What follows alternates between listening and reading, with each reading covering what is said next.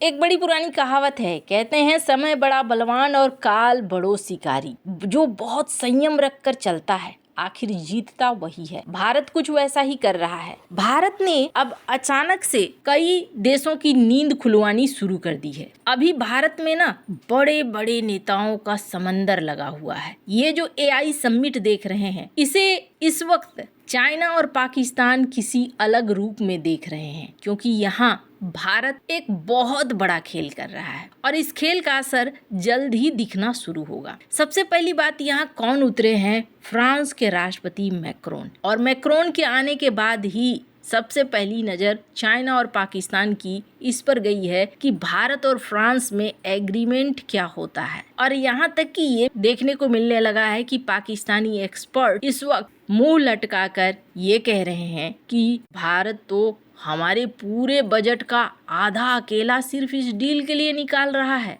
इस AI summit से अलग बहुत सारी चीजें भारत एक साथ कर रहा है। फ्रांस के साथ कई डील को लेकर चर्चा हुई, लेकिन एक सबसे बड़ा और खतरनाक डील है, वो है राफेल विमानों का। राफेल विमानों के ऊपर ध्यान इसलिए भी है क्योंकि चाइना को लेकर ये कहा जा रहा है कि चाइना भविष्य में कभी भी निकल कर आ सकता है और भारत के लिए मुश्किल खड़ी कर सकता है। भारत और चाइना के बीच में जब साल 2020 में गलवान कांड हुआ था, तब कहा गया था कि गलवान की लड़ाई के एक हफ्ते बाद चाइना ने परमाणु परीक्षण किया था। ये अमेरिकी विदेश विभाग के सीनियर आर्म्स कंट्रोल अधिकारी ने कहा है। उनका कहना है कि चीन ने साल 2020 में एक गुप्त अंडरग्राउंड न्यूक्लियर ब्लास्ट किया था, जिसका पता कजाकिस्तान के एक सिस्मिक स्टेशन ने लगा लिया था। आगे कहा गया कि इस परमाणु परीक्षण का मकसद बीजिंग की न्यूक्लियर युद्ध क्षमता को बेहतर बनाना था। कहा जाता है परमाणु परीक्षण पर वैसे तो बैन लगाने को लेकर ट्रीटी पर चीन ने साइन कर रखा है, लेकिन खुद इन्होंने परीक्षण किया। परीक्षण का समय जिस तरीके का था, कहा गया कि ये परीक्षण भारत के साथ बौखलाहट में लिया गया। और ये बौखलाहट इसलिए था क्योंकि साल 2020 में भारत ने बहुत तगड़ा जवाब दिया था। अब इस गुप्त रूप से किए गए परीक्षण के अलावे ये भी देखने को मिल रहा है कि चाइना भारत के पड़ोसी देशों में भी अपना जाल बिछा रहा है और भारत के लिए मुश्किल खड़ी करने की हर नई कोशिश को कर रहा है। लेकिन भारत ने इस एआई समिट में किसे किसे बुलाया है, एक जरा नजर डालिए। भूटान के पीएम यहाँ पहुंचे हैं, मुलाकात भी हुई और भूटान के पीएम ने भारत को थैंक यू कहा गैल्फू सिटी के लिए। ये गैल्फू सिटी जो कि भूटान में बनने वाला है और भारत कहीं न कहीं अपने सिलीगुड़ी कॉरिडोर को सुरक्षित करने के लिए एक बहुत बड़ा दाव चल रहा है। लेकिन इसी बीच नेपाल के साथ भी भारत ने एक बड़ा एग्रीमेंट किया है। भारत के अपराधी अक्सर अपराध करने के बाद नेपाल भाग जाते हैं। यही नहीं,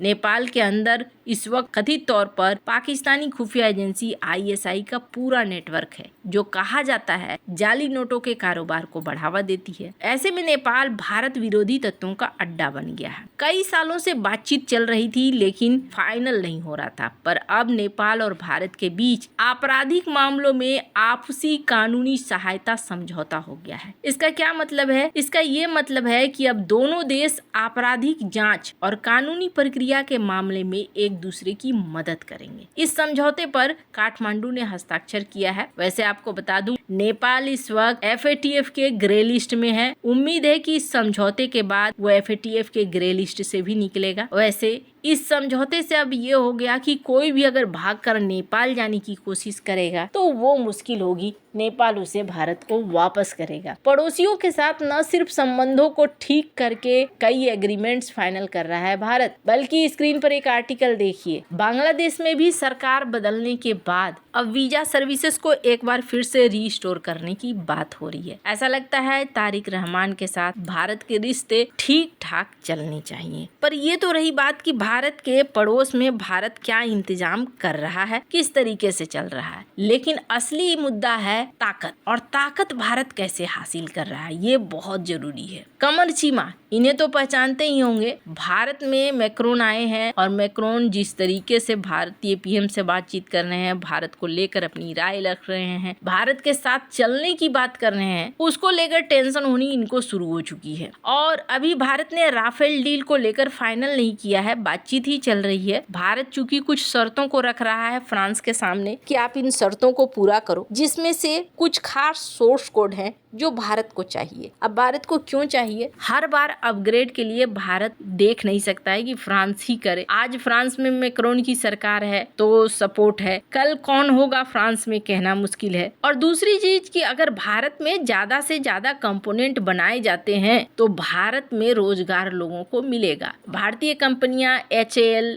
और भी कई कंपनियां हैं, कथित तौर पर महिंद्रा की कंपनी, इन कंपनियों से भी भारत चाहता है कि टाई अप करके 2 कंपनियां मिलकर जॉइंट वेंचर करें और यहाँ राफेल विमान को बनाएं और कई सारे सोर्स कोड जो बेहद खास हैं भारत की मिसाइलों को जोड़ने के लिए भी वो सोर्स कोड दिया जाए फ्रांस के साथ। तो ये बात फ्रांस की तरफ से, तो ये बातचीत अभी चल रही है, अभी फाइनल भी नहीं हुआ है, लेकिन रोना शुरू कर दिया है पाकिस्तान ने। पाकिस्तान के कमर चीमा का कहना है कि देखो भाई, भारत और फ्रांस के रिश्ते तो बड़े अच्छे हो रहे हैं, पीएम मोदी के बयान देखो और फ्रांस के प्रेसिडेंट को देखो, वो भी बड़ी अच्छी तरीके से भारत की तारीफ कर रहे हैं AI समिट में। और इस बीच में माना जा रहा है कि डील हो जाएगी। अब ये डील से भारत की ताकत तो बढ़ जाएगी। ये एक ऐसी डील है जो पाकिस्तान की आधा बजट के बराबर है, आप सोच लो। ये कहना है कमर चीमा का। इनका कहना है कि भारत अपने राफेल जेट के बेड़े को बढ़ाने जा रहा है। भारत ने फ्रांस से 28 अरब डॉलर में 114 राफेल जेट खरीदने की उम्मीद है। अब जिस तरीके से राफेल विमानों ने या फिर भारतीय वायुसेना ने एक हलचल सी मचा कर रखा ऑपरेशन सिंदूर के समय, तो वो हलचल इनके दिमाग में है। फ्रांस के साथ इस डील को लेकर ये बड़े परेशान दिख रहे हैं। कहा जा रहा है कि अगर भारत 114 राफेल विमानों को खरीदता है तो पाकिस्तान की सेना 60 से 70 अलग से J-10CE लड़ाकू विमानों को ऑर्डर दे सकती है। मतलब साफ है कि राफेल डील से इस्लामाबाद में हलचल जरूर मची हुई है। एक समिट में भारत एक साथ बहुत सारी चीजों को हल करता हुआ दिख रहा है। हालांकि अभी ये डील फाइनल नहीं हुई है, पर माना जा रहा है फ्रांस और भारत में ये डील फाइनल हो जाएगी।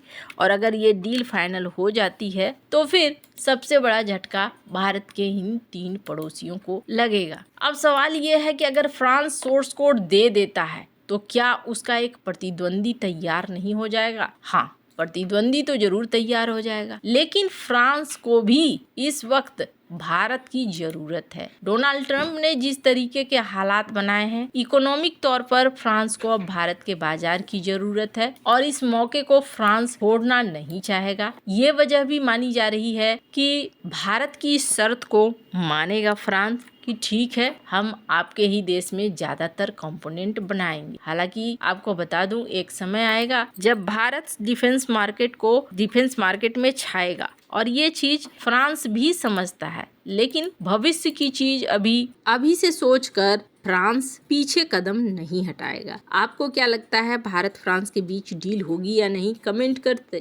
कर अपनी राय जरूर बताएं। जल्द मिलते हैं अगले वीडियो में नई खबर के साथ।